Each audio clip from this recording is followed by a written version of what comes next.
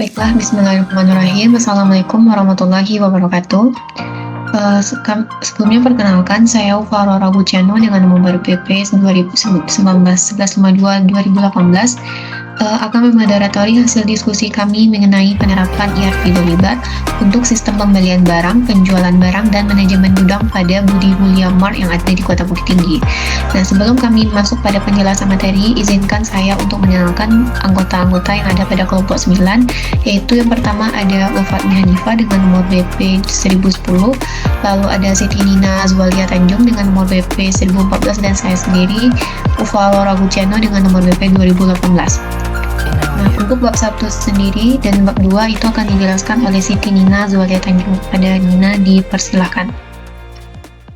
Yang selanjutnya, pendahuluan, yaitu latar belakang. Budi Mulia Mart merupakan sebuah toko yang menjual perlengkapan dan kebutuhan harian dan mampu bersaing dengan usaha sejenis lainnya di Kota Bukit Tinggi. Dalam menjalankan sebuah mart atau toko, pastinya terdapat kegiatan jual beli dan yang terpasti harus mengecek persediaan barang yang ada di gudang untuk mengisi kekosongan yang ada. Mart ini belum menggunakan komputer dalam mengelola bisnis yang dilakukannya. Terlebih lagi data yang cukup banyak seperti data barang, data pembelian, barang ke pemasok, data penjualan dan pengelolaan gudang yang masih dikelola secara manual. Transaksi yang terjadi pada setiap harinya dapat berjumlah puluhan hingga pengelolaan data secara manual, tapi dan juga tenaga yang lebih banyak dari sistem yang sudah terkomputerisasi. Pada proses pembelian barang ke pemasok dan proses pembelian dicatat dan dihitung menggunakan buku oleh karyawan dan pembayaran yang dilakukan di meja. Kemudian tur yang ada nantinya akan lakukan pencatatan ulang ke aplikasi pengelolaan data yaitu Microsoft Excel jam kerja. Hal tersebut menjadi kurang efektif karena melakukan ulang kali dalam hal ini yaitu pencatatan penjualan. Selain memakan waktu, masalah yang dapat terjadi yaitu kesalahan pencatatan dan perhitungan jumlah transaksi serta faktur yang dapat hilang ataupun rusak. Permasalahan lainnya yang dapat terjadi pada bagian gudang, pengelolaan dan pembaruan jumlah stok yang terjadi selama proses transaksi dan yang ada di gudang menjadi tidak sinkron dikarenakan kurangnya koordinasi dan terkadang karyawan lupa untuk melakukan update stok setelah penjualan dilakukan. Yang selanjutnya merupakan rumusan masalah. Berdasarkan uraian latar belakang yang telah dijelaskan sebelumnya, dapat dirumuskan rumusan masalah adalah bagaimana cara menerapkan perangkat lunak ERP Dolibar untuk pengelolaan sistem pembelian barang, penjualan barang, dan manajemen gudang pada Budi Mulia Mart, Kota Bukit Tinggi. Yang selanjutnya, batasan masalah. Agar tidak menimbulkan kekeliruan dan meluasnya permasalahan yang dibahas, maka diperlukan sebuah rumusan masalah. Untuk permasalahan pada laporan ini, maka penerapan ERP ini dapat dibatasi sebagai penelitian dilakukan hanya menangani 3 proses saja, yaitu pembelian barang ke pemasok, penjualan barang, dan manajemen gudang pada Budi Mulia Mart di Kota Bukit Tinggi. Selanjutnya, data yang digunakan adalah data bulan Mei tahun 2022. Lalu perangkat yang digunakan adalah Dolibar ERP CRM versi 6.0, serta laporan yang dihasilkan berupa laporan pembelian barang ke pemasok, laporan penjualan barang, dan laporan manajemen gudang, serta laporan uang masuk dan keluar. Dan selanjutnya merupakan tujuan dan manfaat. Tujuan yang ingin dicapai dari penelitian ini adalah memahami proses yang sedang berjalan pada Budi Mulia Mart di Kota Bukit Tinggi dan untuk menerapkan interface planning atau ERP pada proses pembelian ke pemasok, penjualan barang, dan manajemen gudang pada Budi Mulya Mart Kota Bukit Tinggi, serta untuk menguji laporan yang sudah ada sebelumnya dengan laporan yang dihasilkan ERP Dolibar di Budi Mulya Mart di Kota Bukit Tinggi. Adapun manfaat yang dapat diambil yaitu untuk membuat bahan perbandingan antara sistem yang masih menggunakan cara manual dengan sistem yang telah terkomputerisasi atau telah menerapkan Interface Planning atau ERP sebagai penunjang kelancaran bisnis yang sedang berjalan pada Budi Mulya Mart. Selain itu, dapat memudahkan para pemangku kepentingan untuk melihat dan melakukan pengecekan pada laporan yang dihasilkan oleh aplikasi serta dapat dijadikan pedoman oleh Budi Mulya Mart dalam membangun sistem informasi untuk mengelola pembelian barang ke pemasok, penjualan barang, dan manajemen gudang nantinya. Yang selanjutnya merupakan ERP Dolibar. ERP Dolibar merupakan ERP open source atau paket perangkat lunak bebas untuk perusahaan kecil dan menengah, yayasan influencer. Dengan menggunakan ERP Dolibar, pengguna dapat mengelola bisnis mereka dengan lebih efektif dan efisien, termasuk mengoptimalkan operasi bisnis dan meningkatkan produktivitas karyawan. ERP Dolibar ini juga dapat diintegrasikan dengan perangkat lunak lainnya seperti program akuntansi dan program manajemen proyek. ERP Dolibar ini sangat populer, terutama di negara Prancis serta Uni Eropa dengan komunitas pengguna terkuat berada di daerah sana. Bahkan untuk ERP Eropa, dapat mengintegrasikan antara laporan keuangan dengan format pelaporan pajak yang ada di sana. Sayangnya untuk Indonesia sendiri perlu setup atau tataan secara manual untuk menggunakan keuangan, terutama modul akuntansi double entry dalam buku besar. Yang selanjutnya, modul struktur yang digunakan. Pada penelitian ini, kami menggunakan beberapa modul ERP Dolibar, yaitu sumber daya manusia atau SDM. Pada kelompok modul ini, kami menggunakan 2 dari 5 modul yang disediakan oleh ERP Dolibar, yaitu modul pengguna grup digunakan untuk mengelola penggunaan dan mengatur hak akses ke modul dalam sistem ERP. Yang selanjutnya, modul laporan biaya, di mana modul ini digunakan untuk membantu pengguna dalam memantau dan menganalisis biaya-biaya yang terkait dengan operasional bisnis, seperti memantau dan mengontrol biaya-biaya bisnis dengan lebih efektif, meningkatkan efisien operasional, dan membuat keputusan bisnis yang lebih baik berdasarkan data dan informasi yang akurat. Yang selanjutnya merupakan kelompok modul manajemen hubungan pelanggan atau CRM.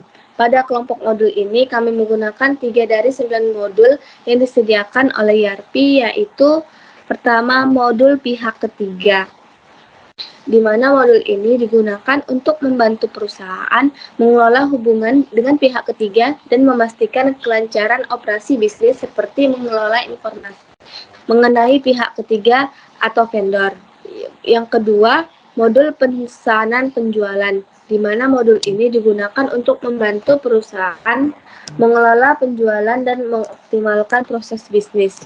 Dengan modul ini, perusahaan dapat memproses pesanan penjualan dengan lebih efisien dan memastikan kepuasan pelanggan yang lebih tinggi. Yang selanjutnya merupakan modul pengiriman, di mana modul ini digunakan untuk membantu perusahaan mengelola proses pengiriman produk atau layanan dengan lebih efisien dan akurat. Dan dengan modul ini, perusahaan dapat memastikan bahwa produk atau layanan dikirim tepat waktu dan ke pelanggan yang tepat sehingga meningkatkan kepuasan pelanggan reputasi perusahaan.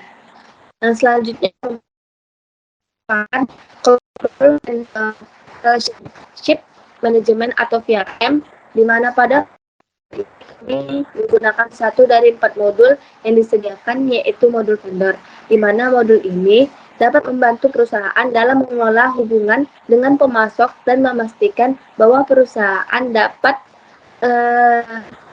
akan mendapatkan harga terbaik dan atau layanan berkualitas tinggi dari pemasok, di mana modul ini juga dapat membantu perusahaan dalam memantau pembelian dan pengeluaran serta memastikan bahwa pembayaran kepada pemasok dilakukan dalam tepat waktu. Dan yang keempat merupakan modul keuangan atau akuntansi atau perbendaharaan, di mana pada kelompok modul ini kami menggunakan 4 modul dari 11 modul yang disediakan, yaitu modul nota, di mana modul ini digunakan untuk membantu pengguna dalam mengelola faktur, pembayaran dan kredit, serta memonitor status pembayaran dari pelanggan. Yang kedua, modul bank dan uang tunai. Dalam modul ini digunakan untuk mengelola transaksi keuangan perusahaan yang melibatkan uang tunai atau rekening bank. Dengan modul ini, perusahaan juga dapat dengan mudah memantau arus kas dan transaksi keuangan secara real time. Yang ketiga, modul akuntansi, di mana modul ini digunakan untuk membantu perusahaan dalam mengelola keuangan dan akuntansi. Dan yang terakhir merupakan modul pembayaran dengan transfer, di mana menunjang proses pembayaran barang dengan menggunakan metode transfer. Dan yang kelima merupakan kelompok modul manajemen produk atau PM. Pada kelompok modul ini, kami menggunakan 2 dari 7 modul yang disediakan, yaitu modul produk, di mana modul ini digunakan untuk mengelola informasi tentang produk yang dijual atau diproduksi oleh perusahaan. Yang selanjutnya modul stok. Modul ini digunakan untuk mengelola inventaris perusahaan. Modul ini memungkinkan pengguna untuk mengelola inventaris perusahaan atau mengelola informasi persediaan seperti jumlah barang, harga, lokasi penyimpanan, dan lain sebagainya. Dan yang keenam merupakan kelompok modul alat multimodul, di mana pada kelompok modul ini kami menggunakan 3 dari 10 modul yang disediakan, yaitu modul kategori-kategori, di mana modul ini digunakan untuk mengelola kategori produk, pelanggan, pemasok, kontak, atau layanan yang ditawarkan oleh perusahaan. Setiap produk atau layanan dapat dikaitkan dengan kategori tertentu sehingga memudahkan dalam pencarian dan pengelompokan data. Yang selanjutnya modul import data, di mana modul ini digunakan untuk mengimport data dari sumber eksternal seperti file CSV, Excel, atau XML ke dalam sistem ERP Dolibar. Yang selanjutnya modul ekspor data, di mana modul ini digunakan untuk menghasilkan file data yang dapat diekspor dari sistem Dolibar ke dalam berbagai format file seperti CSV, Excel, dan atau XML. Di mana modul ini juga memungkinkan pengguna untuk memilih data yang ingin diekspor seperti data produk, data pelanggan, atau penjualan dan menentukan kriteria. Yang terakhir merupakan kelompok modul antarmuka dengan sistem eksternal, di mana pada kelompok modul ini kami menggunakan modul kwitansi printer untuk mengelola penerimaan perangkat printer yang dimiliki oleh perusahaan. Baik, sekian dari saya. Terima kasih. Terima kasih kepada Nina atas penjelasan dari materi yang sudah dijelaskan sebelumnya. Nah, untuk materi bab 3 akan saya jelaskan sendiri. Yang pertama itu adalah mengenai kegiatan bisnis perusahaan. Nah, di sini kami membagi 2 proses. Yang pertama itu adalah proses bisnis yang sedang berjalan. Dan yang kedua itu adalah proses bisnis yang akan diusulkan. Nah, yang pertama kita akan masuk pada proses bisnis yang sedang berjalan. Nah, di sini terdapat 3 proses bisnis. Yang pertama itu ada pembelian, penjualan, dan manajemen gudang. Nah, kita masuk pada poin pertama yaitu adalah penjualan. Nah, di sini proses bisnis yang sedang berjalan itu yang pertama adalah pelanggan memberikan barang belanjaan ke kasir. Nah, lalu kemudian kasir pun menerima barang belanjaan dari pelanggan, lalu kemudian menghitung total pembeliannya dan memberitahukan kepada pelanggan total pembayaran tersebut berapa. Nah, kemudian pelanggan memberikan uang tersebut kepada kasir dan kasir pun menerima uang tersebut. Lalu kemudian kasir menghitung jumlah uangnya, apakah itu uang tersebut cukup atau tidak. Nah, jika tidak, maka kasir akan akan memberitahukan kepada pelanggan bahwa uang tersebut tidak cukup, sehingga pelanggan dapat memberikan uang kembali. Nah, lalu jika sudah cukup, maka kasir akan melakukan konfirmasi kembali apakah uang tersebut memerlukan uang kembalian atau tidak. Nah, jika perlu kembalian, maka kasir akan memberikan uang kembalian tersebut kepada pelanggan dan pelanggan pun menerima uang kembalian tersebut dan proses selesai. Nah, jika tidak, maka kasir pun akan mencatat penjualan tersebut ke catatan penjualan dan kemudian proses pun selesai. Nah, lalu untuk proses yang kedua itu adalah proses pembelian. Proses dimulai dengan manajer melakukan permintaan kepada staf gudang untuk mengecek stok barang di gudang apakah cukup atau tidak. Nah, lalu kemudian staf gudang melakukan pemeriksaan stok barang di gudang dan kemudian mencatat kebutuhan barang apa saja yang harus di-restock kembali ke dalam catatan kebutuhan barang. Nah, lalu kemudian staf gudang memberitahukan kepada manajer apa saja barang yang dibutuhkan. Lalu dari catatan tersebut, manajer akan akan memberikan keputusan apakah barang tersebut perlu dilakukan pemesanan atau tidak. Nah, jika iya, maka manajer akan melakukan pemesanan kepada supplier. Nah, jika tidak, maka proses selesai. Nah, jika manajer melakukan pemesanan pada supplier dan menunggu supplier untuk memberikan pesanan tersebut. Nah, ini merupakan proses barang sudah diterima. Lalu manajer akan memeriksa apakah pesanan tersebut sesuai dengan yang telah dipesan sebelumnya atau tidak. Nah, jika tidak, maka manajer akan melakukan pengecekan ulang kepada supplier dan supplier pun akan mengirimkan barang pesanan ulang kembali. Nah, jika pesanan sudah sesuai, maka manajer akan melakukan pembayaran dengan bukti berupa faktur pembelian. Nah, faktur pembelian tersebut akan diberikan oleh manajer kepada staf gudang untuk diinputkan ke dalam buku besar faktur pembelian barang untuk dicatat datanya. Lalu kita masuk pada proses bisnis yang berjalan yang ketiga, yaitu adalah proses bisnis manajemen gudang. Nah, di sini yang pertama, staf operasional akan menerima stok barang baru dari supplier dan memberikan barang tersebut kepada staf gudang. Nah, di sini dapat terjadi dua kegiatan yang berjalan sekaligus antara staf operasional dengan staf gudang. Nah, di sini saya akan menjelaskan yang pertama terlebih dahulu, yaitu adalah proses yang dilalui oleh staf operasional. Nah, di sini setelah pemberian barang tersebut, maka staf operasional dapat melihat pada rak penjualan apakah barang di rak tersebut kurang atau tidak. Nah, jika tidak, maka proses pun selesai. Nah, jika iya, maka staf operasional akan melakukan permintaan barang untuk penjualan operasional kepada staf gudang. Nah, selagi menunggu barang tersebut dikeluarkan, staf gudang pun dapat melakukan pengecekan kualitas dan kuantitas barang dan memilah barang sesuai jenis dan kategori untuk diletakkan pada tempatnya.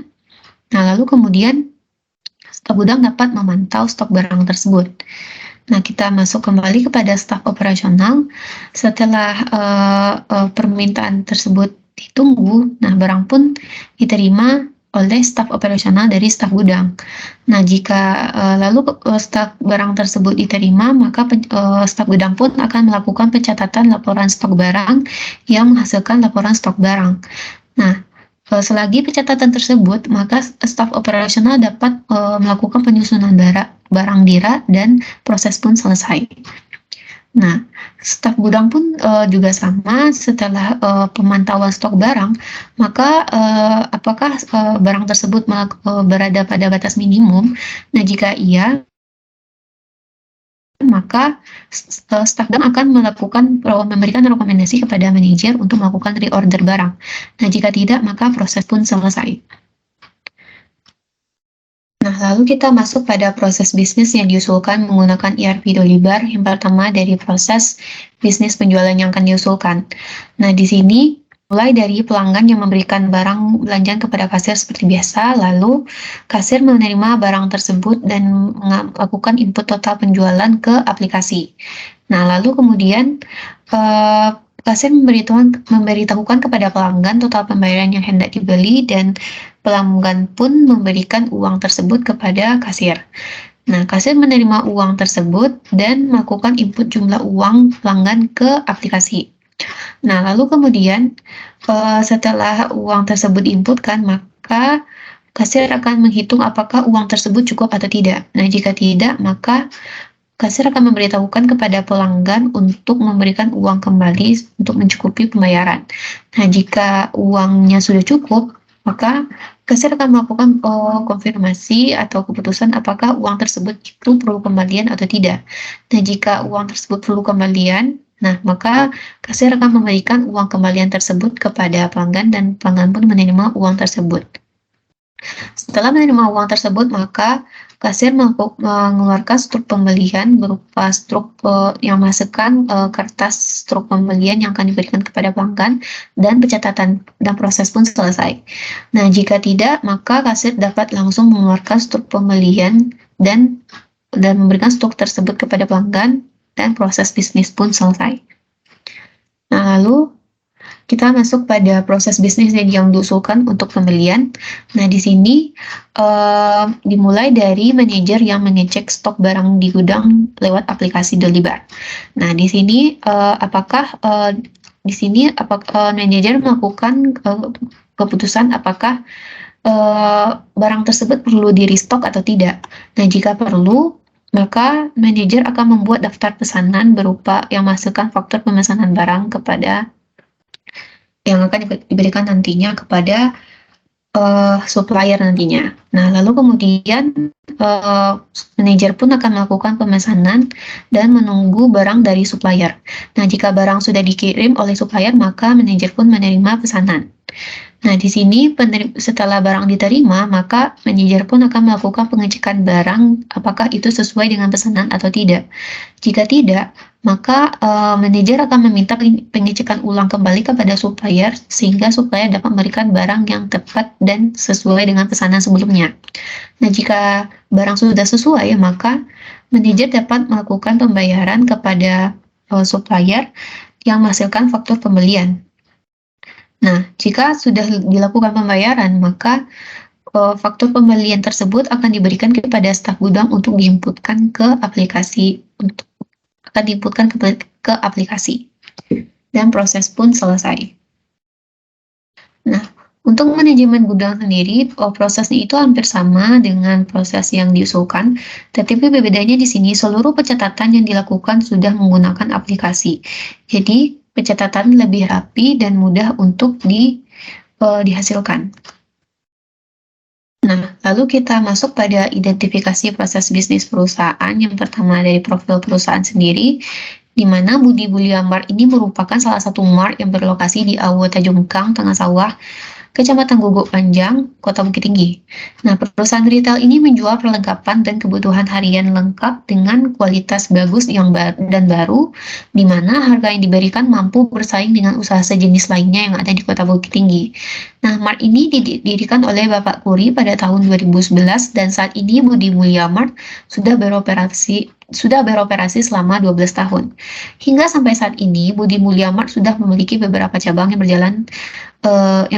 Nah, beberapa di antaranya itu masih ada di sekitar Kota Bukit Tinggi. Untuk tempat yang menjadi objek penelitian kami ini yaitu adalah Budi Mulia Mart yang terletak di Awo Tajungkang. Nah, untuk struktur organisasi sendiri di sini top manajernya itu adalah pemilik, lalu kemudian manajer, lalu kemudian manajer akan mengatur staf gudang dan staf operasional. Nah, untuk materi selanjutnya, untuk materi bab 4, itu akan dijelaskan oleh Ulfatmi Hanifah. Kepada Ulfatmi dipersilakan. Selanjutnya yaitu infrastruktur, di mana untuk infrastruktur komputer dibagi menjadi dua, yaitu perangkat keras dan juga perangkat lunak. Untuk perangkat keras, komputer yang digunakan yaitu laptop Asus A409FJ dengan prosesornya Intel Core i5, harddisknya itu 1000 GB dan RAM-nya itu 8 GB. Kemudian untuk perangkat lunak, sistem operasi yang digunakan itu adalah Windows 11 64-bit, database-nya itu MySQL, web servernya itu Microsoft Edge, dan ERP-nya itu adalah Dolibar versi 16. Kemudian itu poin selanjutnya itu adalah instalasi ERP Dolibar, di mana untuk melakukan download aplikasi ERP Dolibar itu dapat mengunjungi halaman www.dolibar.org/download.php, di mana pada halaman ini pengguna dapat menekan tombol "Click here to navigate to GitHub", di mana pengguna itu akan diarahkan ke halaman GitHub Dolibar. Penulis itu melakukan instalasi pada versi 16 karena ini merupakan versi yang paling stabil, di mana untuk mendownload file Dolibar itu dapat menekan tombol kode yang berwarna hijau dan kemudian memilih menu download zip. Kemudian tunggu sampai proses download selesai. Di sini untuk menjalankan MySQL Server itu digunakanlah aplikasi Laragon.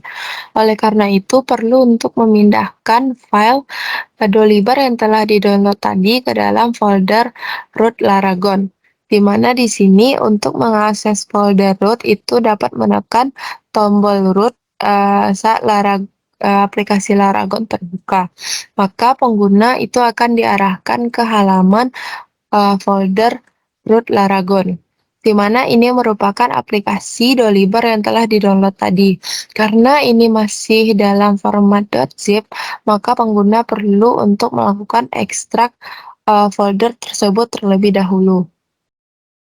Kemudian masuklah ke folder dolibar/htdocs/conf, di mana buatlah file kosong dengan format dengan nama conf.php, di mana file ini nantinya akan digunakan untuk melakukan konfigurasi antara Dolibar dan juga database server.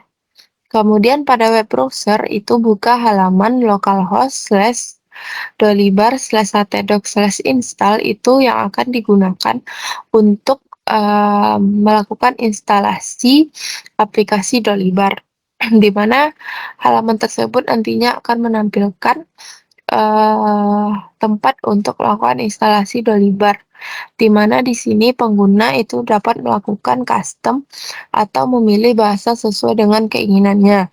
Jika bahasa telah dipilih, maka untuk tahap selanjutnya itu dapat menekan tombol next step. Kemudian akan tampil halaman instalasi sebagai berikut. Di sini merupakan halaman yang akan menampilkan prasyarat untuk menginstal Dolibar, apakah terpenuhi atau tidak. Jika telah terpenuhi, maka akan dicentang, namun jika tidak terpenuhi, itu akan ada tombol segitiga dan tanda seru seperti yang dapat dilihat di bawah ini. Dikarenakan masih pengguna baru, itu pengguna baru melakukan instalasi baru dengan mengklik tombol berwarna ungu, yaitu tombol mulai pada bagian bawah di sebelah kanan. Kemudian itu akan diarahkan ke halaman konfigurasi antara server web, basis data Dolibar, dan juga server basis data, di mana untuk server web ini akan berfungsi untuk menentukan link atau alamat untuk mengakses aplikasi Dolibar nantinya. Dan untuk basis data Dolibar itu digunakan untuk menyimpan data-data saat kita nantinya menggunakan aplikasi Dolibar. Sementara basis data, server basis data itu digunakan untuk mengakses database server yang digunakan. Kemudian berkas konfigurasi. Jika berkas konfigurasi semuanya telah terpenuhi, maka semuanya akan dicentang. Kemudian jika telah selesai untuk berkas konfigurasi, maka dapat menekan tombol langkah berikutnya. Kemudian itu melakukan instalasi pada database, di mana jika basis data itu telah selesai terinstal, maka akan ada itu versi database, nama database, dan juga centang pada beberapa prasyarat lainnya. Kemudian jika telah selesai, itu tekan tombol langkah berikutnya. Kemudian itu melakukan login admin Dolibar, itu pengguna diharuskan untuk memasukkan username, kata sandi, dan juga konfirmasi ulang kata sandi, di mana ini nantinya akan digunakan untuk admin masuk ke aplikasi Dolibar. Jika telah selesai untuk menambahkan ketiga item tersebut, maka dapat menekan tombol langkah berikutnya. Setelah akun admin tersebut berhasil dibuat, maka proses instalasi itu sudah selesai dilakukan dan Dolibar itu sudah dapat digunakan. Di mana untuk mengakses Dolibar itu dapat menekan tombol pergi ke Dolibar area pengaturan.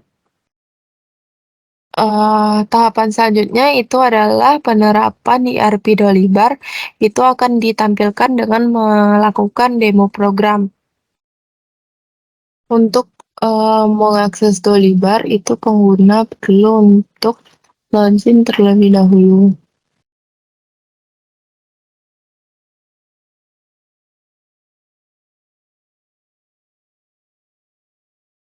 Untuk pengaturan yang pertama itu adalah pengaturan untuk perusahaan atau organisasi, di mana di sini akan pengguna dapat memasukkan data-data perusahaannya, baik itu nama, alamat, kode pos, kota, negara, mata uang, nomor HP, email, web, ataupun logo beserta dengan catatan yang perlu untuk ditambahkan. Kemudian ada juga jam buka, di mana di sini pengguna itu dapat memasukkan jam operasional dari perusahaannya, mulai dari hari Senin sampai dengan hari Minggu. Kemudian untuk akuntan, jika pengguna atau perusahaan atau organisasi itu memiliki akuntan, maka itu pengguna dapat menambahkannya di sini. Namun pada pada Budi Mulya Mart ini atau organisasi ini itu tidak memiliki akuntan, maka pada bagian ini itu tidak diisi. Kemudian jaringan media sosial, di mana di sini lengkap untuk media sosialnya, baik Facebook, Instagram, LinkedIn, Skype, Snapchat, Twitter, WhatsApp, dan video YouTube. Namun pada Budi Mulya Mart ini juga belum memiliki jaringan media sosial.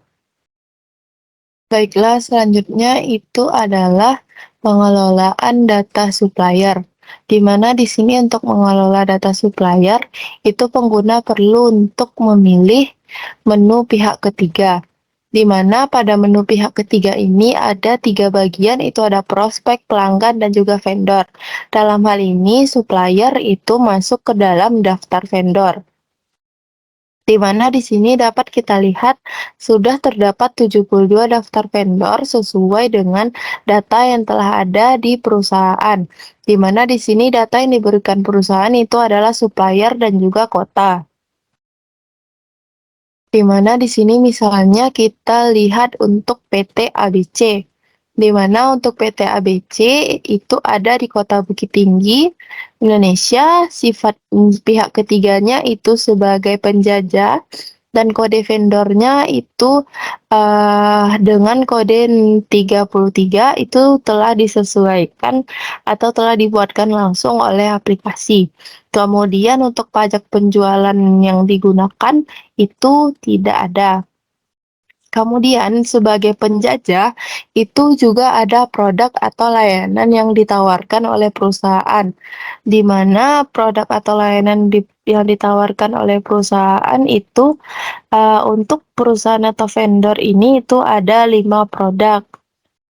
Di sini juga ada menu untuk buat pesanan dan juga buat faktur, di mana untuk buat pesanan ini itu pengguna dapat membuat pesanan ke vendor yang bersangkutan mengenai 5 produk atau layanan yang dimiliki oleh perusahaan tersebut.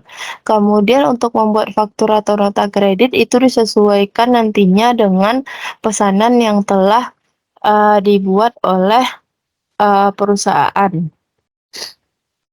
Kemudian di sini pengguna juga dapat menambahkan pihak ketiga atau supplier dalam hal ini. Misalnya kita menambahkan dia itu prospek atau pelanggannya itu bukan sebagai prospek, bukan juga sebagai pelanggan. Kemudian untuk kode pelanggannya itu dapat dikosongkan saja dan untuk kode supplier itu telah atau kode vendor itu sudah dibuatkan secara otomatis. Untuk status penjajah itu iya, dan status ya. Untuk kota itu kita masukkan kota Bukit Tinggi. Dan untuk provinsi itu sudah dibuatkan secara otomatis. Dan juga untuk pajak penjualan digunakan itu tidak. Dan untuk menyimpan data pihak ketiga atau vendor itu dapat menekan tombol buat pihak ketiga.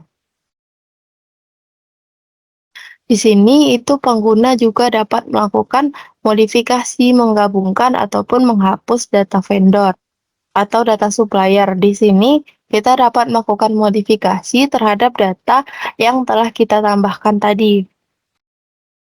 Baik untuk kode pos, jika nanti sudah ada datanya, nomor telepon, email, web, ataupun identitas-identitas lainnya ataupun logo nantinya yang perlu untuk ditambahkan ataupun diubah. Kemudian itu dapat menggabungkan antara data vendor yang satu dengan vendor yang lainnya. Kemudian itu juga dapat menghapus data vendor. Di sini jika menghapus data vendor itu akan ada dialog konfirmasi apakah yakin ingin menghapus data dari vendor atau supplier ini atau tidak. Jika iya itu maka data vendor akan terhapus dan akan ada notifikasi bahwa data telah terhapus dari basis data. Kemudian itu pengguna juga dapat melakukan cetak halaman atau cetak data supplier di aplikasi. Sebelumnya itu pengguna dapat memilih kolom-kolom apa saja terlebih dahulu yang akan dicetak. Misalnya nama alias itu tidak digunakan, yang digunakan adalah nama pihak ketiga, kode vendor, kota, nomor telepon kota, jenis pihak ketiga, sifat pihak ketiga, dan juga status. Ya, misalnya kita memfilter sebagai berikut, lalu untuk mencetak halamannya atau mencetak datanya, itu kita perlu menekan tombol yang ada di atas seperti logo printer. Kemudian itu akan ditampilkan data-data vendor, kemudian kita dapat mencetak dan juga menyimpan file ini dalam format PDF.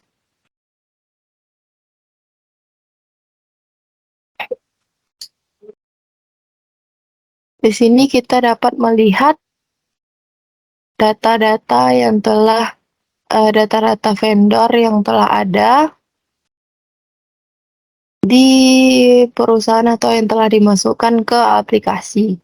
Selanjutnya yaitu kategori barang dari masing-masing produk.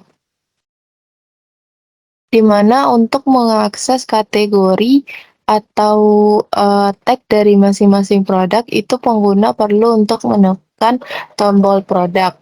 Di mana pada bagian submenu produk itu ada tag atau kategori, di mana untuk data yang diberikan perusahaan itu ada kode dan juga keterangannya.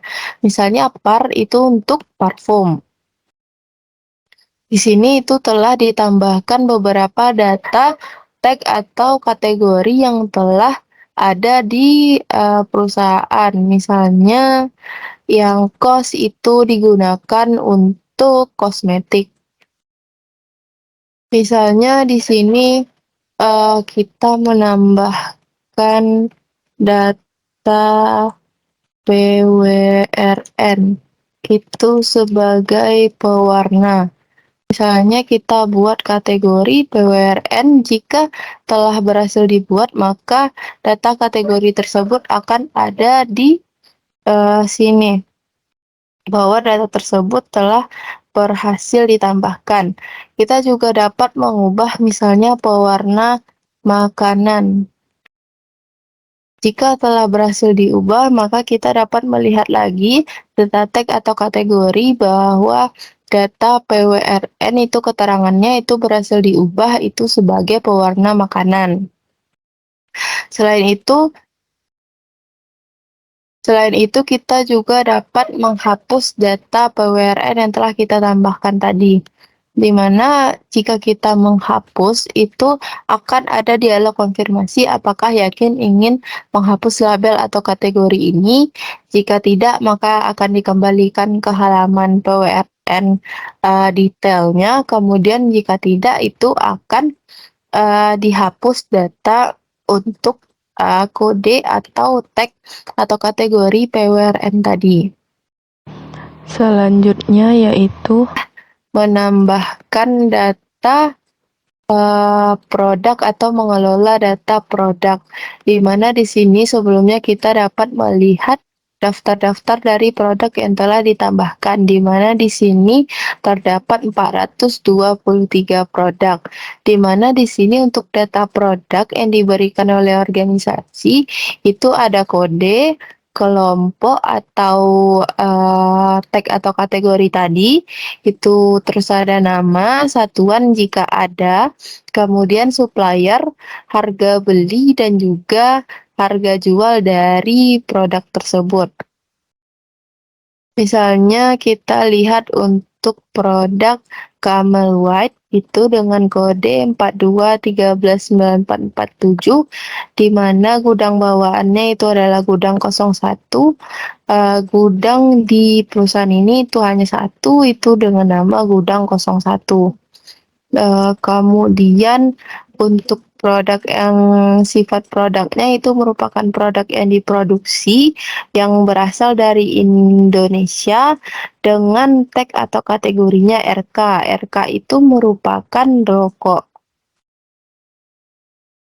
Kemudian kita juga dapat melakukan 3 opsi seperti yang tadi, itu berupa gandakan itu untuk mengcopy produk yang sama menjadi 2 data. Jadi data ini nantinya akan double atau 2 atau menjadi ganda. Kemudian untuk modifikasi itu untuk mengubah produk atau mengubah data-data dari produk sesuai dengan kebutuhan. Namun untuk hapus itu untuk menghapus data produk dari sistem. Kemudian untuk harga jual, itu pengguna juga dapat memperbaharui harga jual sesuai dengan keadaan saat ini. Begitu juga dengan harga beli, itu pengguna juga dapat melakukan perubahan terhadap harga beli. Di sini, jika harga beli itu diubah, maka akan terdapat rekaman kapan diubah dan kapan terjadi perubahan tersebut dan berapa harga dari perubahan tersebut. Kemudian begitu juga untuk persediaan, di mana di sini terdapat 2 menu untuk mengelola data persediaan atau stok, itu ada transfer stok dan stok yang benar. Di mana untuk transfer stok itu hanya berlaku jika perusahaan itu memiliki lebih dari 1 gudang, maka dapat mentransfer stok dari gudang yang satu ke gudang yang lainnya. Namun untuk stok yang benar itu kita hanya dapat memperbaharui dengan cara menambahkan atau mengurangi jumlah stok yang ada sekarang. Kita juga dapat menambahkan produk baru, misalnya kita menambahkan dengan referensi 100002 dengan labelnya misalnya obat-obatan kanker, dengan statusnya menjualnya itu dijual, status membelinya itu untuk membeli, dan gudang bawaannya itu adalah gudang 01. Kemudian untuk negara asal itu misalnya adalah Indonesia. Kemudian untuk tag atau kategorinya obat-obatan berarti itu adalah OBT. Misalnya untuk harga penjualan itu adalah harga penjualan minimum itu 53.000 dan itu tidak termasuk ke dalam pajak. Nah, jika data-data produk tersebut telah semuanya ditambahkan, maka untuk menyimpannya itu dengan menekan tombol buat ini. Di sini berarti bahwa data yang telah kita tambahkan tadi telah tersimpan di dalam sistem. Di mana di sini kita juga dapat melakukan modifikasi, misalnya melakukan modifikasi terhadap negara asal, misalnya berasal dari India. Lalu disimpan, maka negara asal yang awalnya di sini Indonesia itu berubah jadi India. Dan untuk harga jual di sini kita sama seperti yang tadi itu kita telah menambahkan harga jualnya itu seharga Rp53.000. Namun untuk harga beli itu tadi kan belum ditambahkan. Jadi kita dapat menambahkan harga beli dari produk tersebut. Namun sebelum menambahkan harga beli kita harus mengetahui terlebih dahulu atau menyatakan terlebih dahulu bahwa produk ini disuplai oleh vendor mana. Misalnya vendor Alam dengan SKU penjual misalnya Alam 100 dengan minimal pembelian 1, di mana itu untuk harga pembeliannya misalnya adalah 50.000. Jika data-data pembelian ini sudah data-data untuk harga beli ini sudah selesai untuk ditambahkan, untuk menyimpannya itu kita menekan tombol menyimpan. Nah, di sini telah dapat dilihat bahwa data untuk harga beli dari obat-obatan kanker itu adalah Rp50.000. Kemudian untuk bagian persediaan, seperti yang telah dijelaskan tadi, karena perusahaan itu hanya memiliki satu gudang, maka kita dapat menambahkan jumlah stok itu, mengelola jumlah stok itu dengan menekan tombol menambahkan stok yang benar.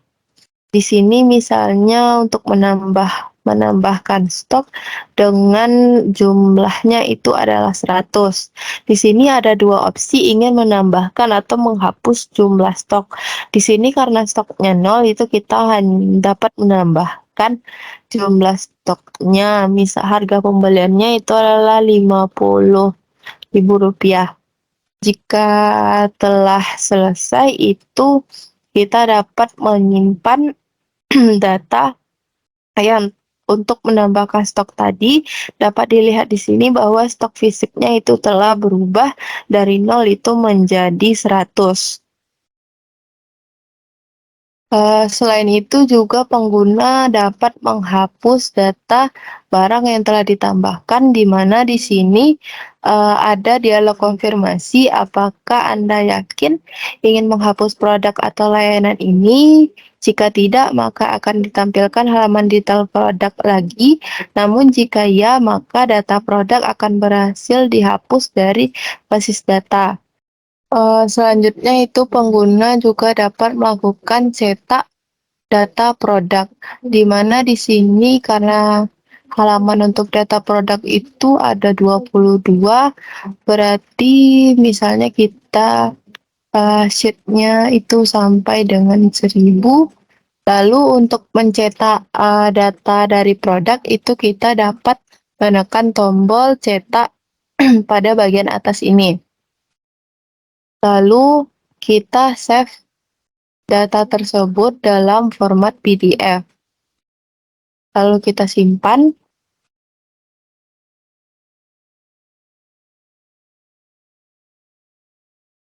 Jadi dapat kita lihat data-data produk-produk yang ada pada perusahaan.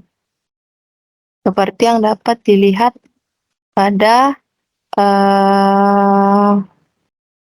hasil PDF berikut.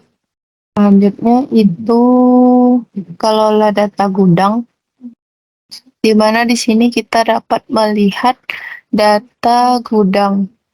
Nah, seperti yang telah diketahui tadi bahwa gudang untuk perusahaan ini atau Budi Buliamar ini hanya satu, itu adalah gudang 01 yang berlokasi di Awata Jungkang, Tengah Sawah, Kecamatan Guguk Panjang, Kota Bukit Tinggi, Indonesia. Di mana di sini dapat dilihat itu jumlah produk uniknya itu ada 423, dengan total jumlah produknya itu ada 42.204 produk. Dengan masukan nilai persediaannya itu ada 4.577.08.912 rupiah, dengan gerakan terbarunya itu ada tanggal 15 bulan 6 tahun 2023. Di sini dapat kita lihat misalnya untuk produk Yakult dengan kode YK itu di jumlah unitnya itu ada 195, dengan harga rata-rata pembeliannya itu ada 1850, dengan masukan persediaan itu hasil perkalian antara jumlah unit dan harga rata-ratanya itu adalah 360.750 rupiah, dengan harga pembelian per unitnya itu adalah 2.500, di mana untuk nilai jualnya itu adalah harga jual unit kali dengan jumlah unit itu adalah 487.500. Kemudian kita juga dapat melihat pergerakan jumlah stok dari gudang tersebut. Misalnya pada tanggal 17 bulan 5 tahun 2023 pada pukul 5.47 sore itu ada pengurangan sebanyak 2 stok.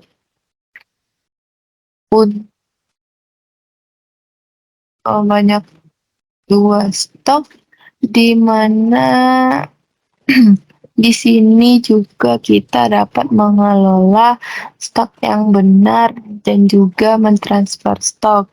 Tapi di sini kita hanya dapat mengelola stok yang benar, tidak dapat melakukan transfer stok karena hanya memiliki satu gudang.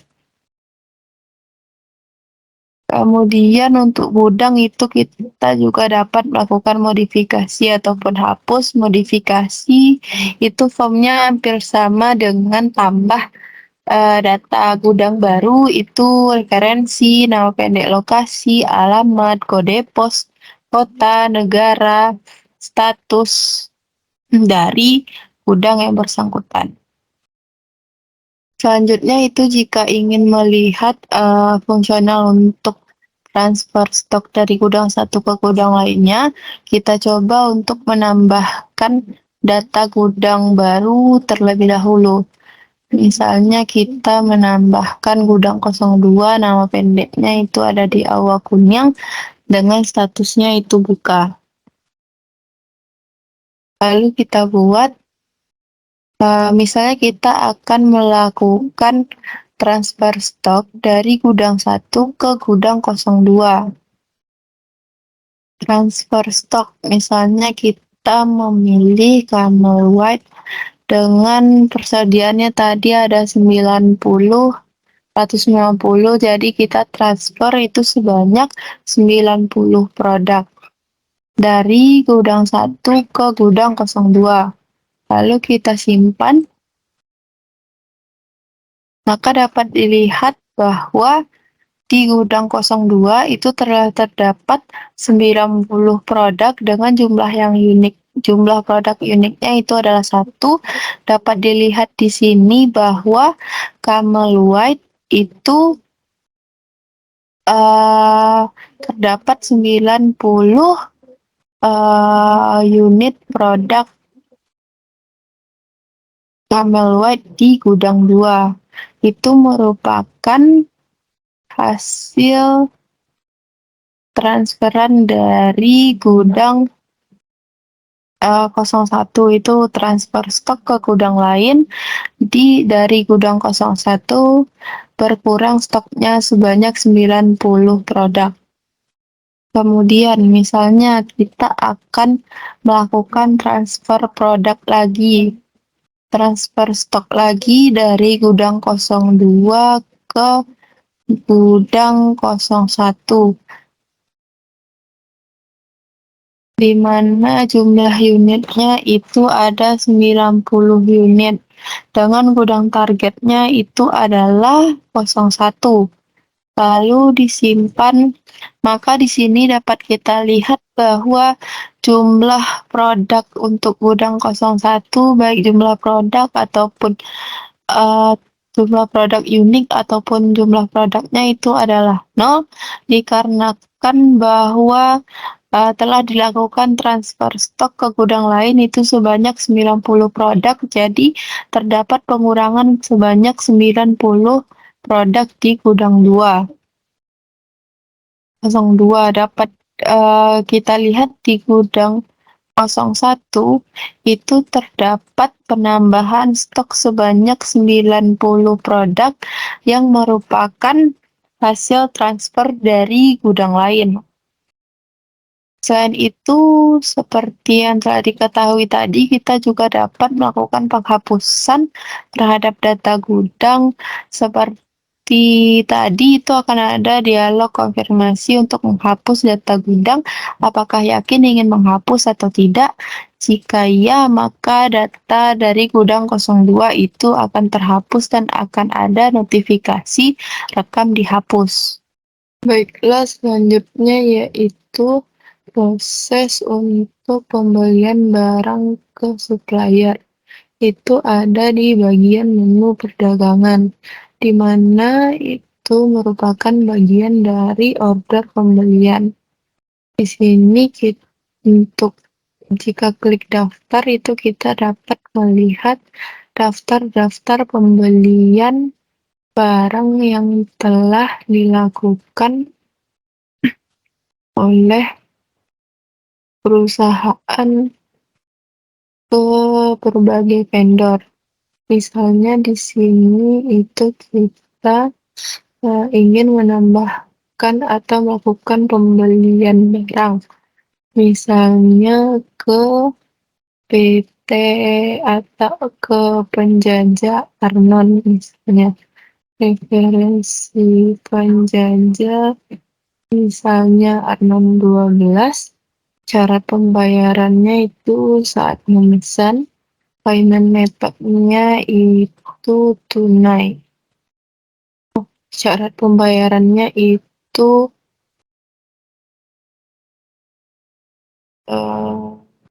pengiriman.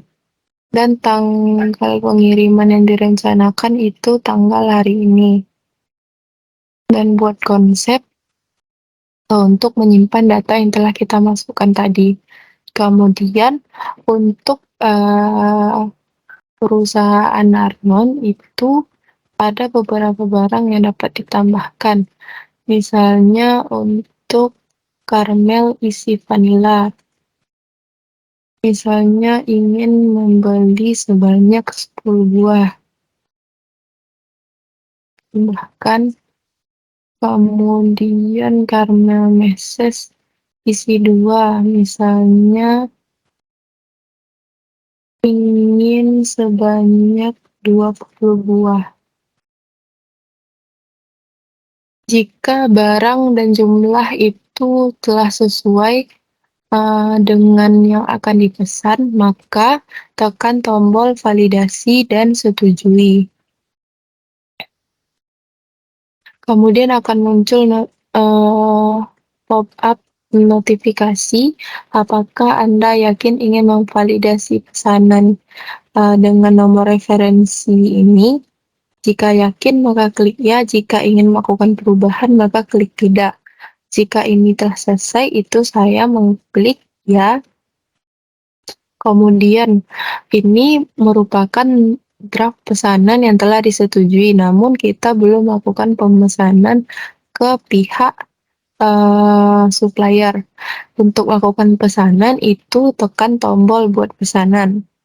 Setelah buat pesanan itu pilih tanggal pemesanan. Saya memilih tanggal pemesanannya itu dengan tanggal sekarang, kemudian untuk metode pemesanan itu dengan melalui telepon. Jika ingin menambahkan komentar, maka dapat ditambahkan, namun saat ini itu tidak ada komentar. Jika pesanan itu telah fix, maka pilih tombol buat pesanan. Kemudian akan ada dialog konfirmasi lagi, apakah yakin ingin melakukan pemesanan ini pada tanggal 15 bulan 6 tahun 2023. Jika tidak, maka akan dikembalikan ke halaman sebelumnya. Namun jika ya, maka untuk status pesanan akan berubah menjadi dipesan dan penerimaan siaga. Setelah barang dipesan, itu barang akan dikirim. Jika barang telah diterima, maka klik tombol terima barang, kemudian klik tombol terima, maka data stok akan terjadi penambahan jumlah stok di gudang 1 untuk produk karamel isi vanila sebanyak 10 dan karamel isi meses itu sebanyak 2.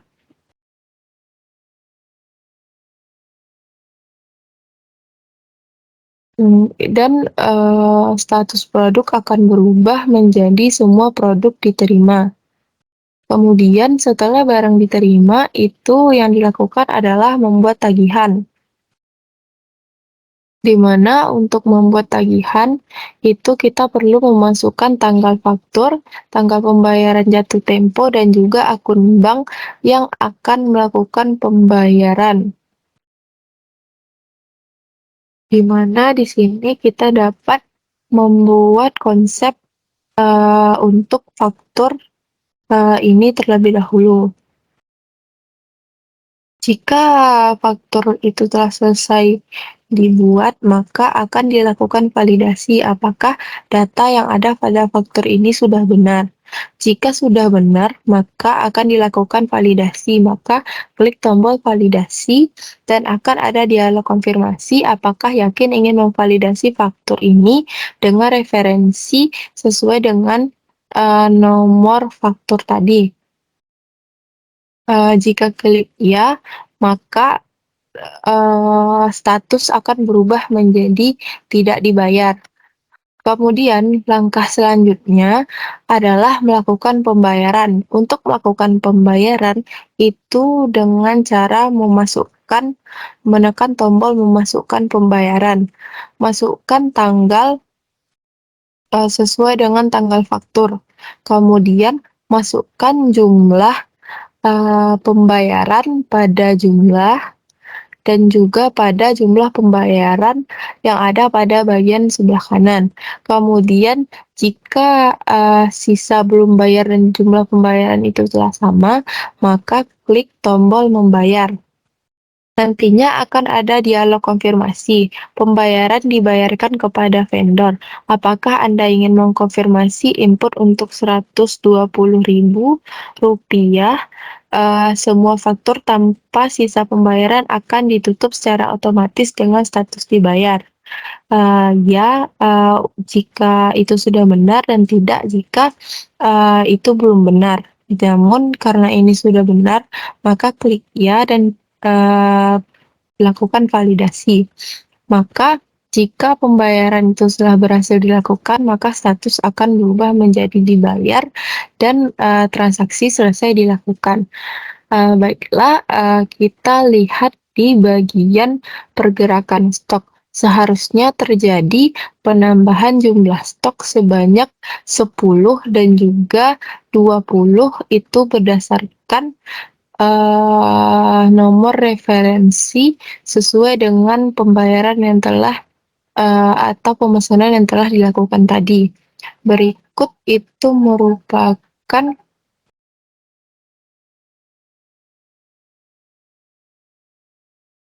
faktur pembayaran dari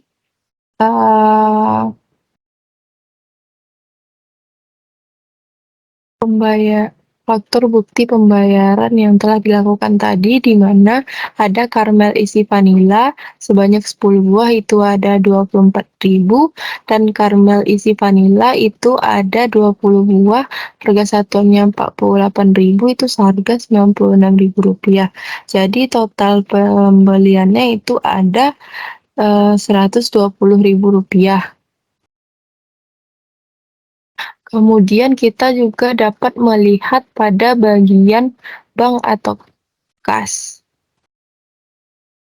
Di sini kita dapat melihat telah dilakukan pembayaran kepada vendor pada tanggal 15 bulan 6 tahun 2023 itu sebanyak 120.000 kepada Arnon. Proses bisnis selanjutnya itu ada pembelian barang oleh pelanggan, di mana itu ada pada menu perdagangan juga pada bagian pesanan penjualan, di mana di sini dapat dilihat daftar-daftar pesanan atau penjualan yang telah dilakukan oleh pelanggan di Budi Mulia Mart. Misalnya kita menambahkan satu data pesanan penjualan.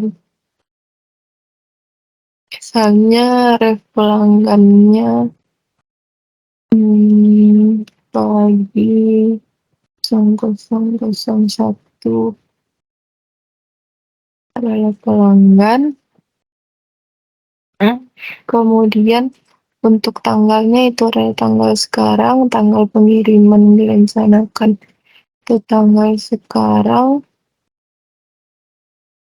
Perlambatan itu tidak ada, syarat pembayaran tidak ada, payment method itu menggunakan tunai, dan jika data tersebut telah benar, maka dapat disimpan menggunakan tombol buat konsep.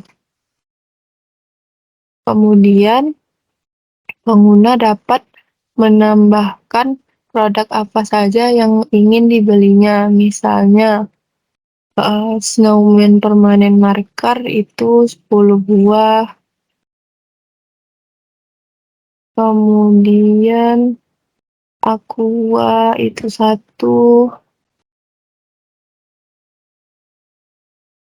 marshmallow straw misalnya 3,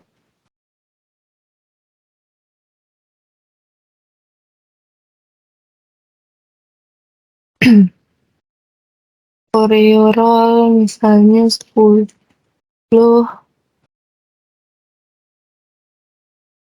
Lalu jika data-data yang barang yang telah dimasukkan ini benar, maka lakukan validasi pada data pesanan.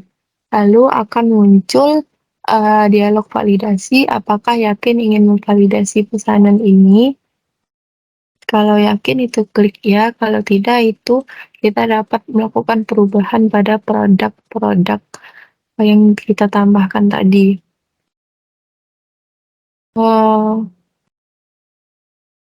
Mirip seperti yang tadi, namun jika kita bertransaksi dengan pelanggan, setelah melakukan validasi pada pesanan, itu kita langsung untuk melakukan pembuatan tagihan.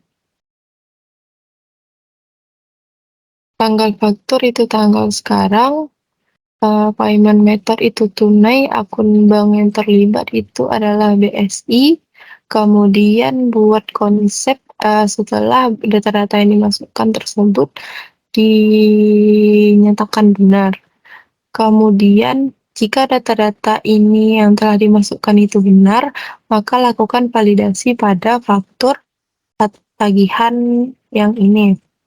Setelah dilakukan validasi, itu gudang 01 itu akan melakukan penurunan stok. Apakah yakin ingin melakukan validasi faktur dengan referensi sesuai dengan faktur yang ada tadi? Ya. Jika telah divalidasi, maka statusnya akan berubah menjadi tidak dibayar. Langkah terakhir yang perlu dilakukan itu adalah masukkan pembayaran. di mana untuk memasukkan pembayaran sama seperti yang tadi, pengguna perlu untuk memasukkan tanggal faktur dan juga jumlah dari total belanjanya, di mana jumlah total belanjanya itu adalah 162.000. Jika telah selesai melakukan atau memasukkan data, maka klik tombol membayar. Jika klik tombol membayar, itu akan ada dialog validasi bahwa semua pembayaran diterima dari apakah semua pembayaran itu telah diterima dari semua pelanggan. Jika ya, maka akan dilakukan validasi. Lalu status untuk pesanan tadi itu akan berubah menjadi dibayar. Kemudian untuk melihat bukti transaksi itu ada pada bagian tautan berkas. Ini merupakan faktur belanja dari si pelanggan yang melakukan pemesanan tadi, di mana dia membeli salmon permanen marker itu 10 buah, aqua itu 1, marshmallow straw itu 3, dan oreo roll straw itu 10, dengan total perbelanjaan itu ada Rp162.000. Kemudian kita lihat di bagian produk untuk pergerakan stok.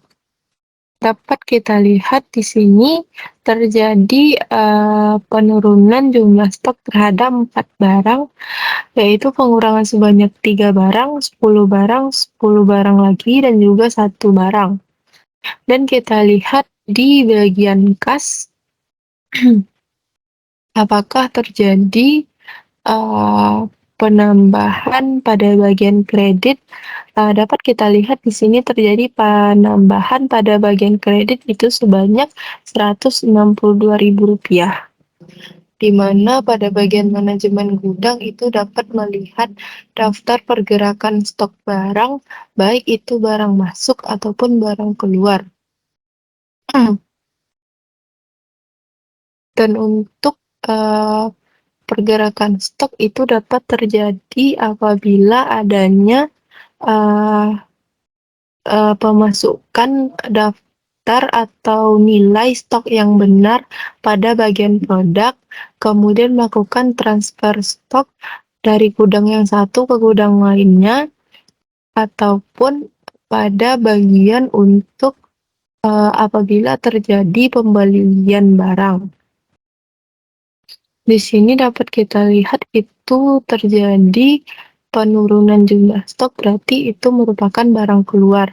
Sedangkan barang masuk itu ada 10, 20, 10, dan juga 90. Untuk laporan untuk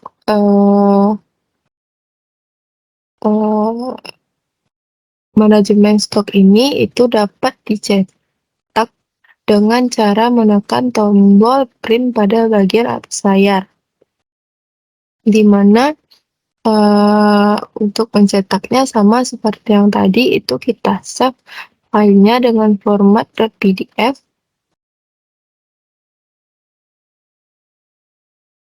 Kemudian kita dapat melihat detail dari laporan manajemen stok atau daftar pergerakan stok mulai dari awal sampai dengan akhir sesuai dengan keinginan kita. Kita juga dapat melakukan filter sesuai dengan keinginan pada bagian atas layar dari tanggal berapa sampai dengan tanggal berapa untuk dicetak. Baiklah, terima kasih kepada Uffatmi Hanifah atas penjelasan mengenai penggunaan ERP Dolibar ini. Kita masuk pada bab terakhir, yaitu adalah bab penutup, di mana kami mendapatkan kesimpulan bahwa kami telah memahami proses bisnis yang terjadi pada Budi Mulya Mart yang masih melakukan pencatatan secara manual, baik dalam datanya maupun transaksinya. Karena itu, kami mengusulkan proses bisnis yang terkomputerisasi dan berintegritas yang kami gambarkan melalui BPMN. Nah, lalu yang kedua yaitu penerapan aplikasi ERP Dolibar ini berhasil diterapkan dengan baik, yang menghasilkan laporan yang telah sesuai dan lebih baik dibandingkan laporan sebelum diterapkannya aplikasi Dolibar. Nah, lalu yang terakhir, penerapan aplikasi ini telah menghasilkan laporan seperti laporan stok barang dan faktur yang dihasilkan secara otomatis melalui catatan transaksi secara real time yang dilakukan menggunakan ERP Dolibar. Nah, untuk saran sendiri, kami berharap untuk pengembangan penelitian selanjutnya, yaitu kami dapat lebih mengoptimalkan modul-modul yang dimiliki oleh ERP Dolibar, karena seperti yang kita ketahui sendiri, modul-modul tersebut belum kami gunakan secara sepenuhnya yang ada pada ERP Dolibar. Baiklah, hanya itu yang dapat kami sampaikan mengenai penggunaan ERP Dolibar untuk sistem penjualan, pembelian, dan manajemen gudang yang ada di Budiamart. Terlebih terkurang kami mohon maaf. Wabillahi taufiq walhidayah. Wassalamualaikum warahmatullahi wabarakatuh.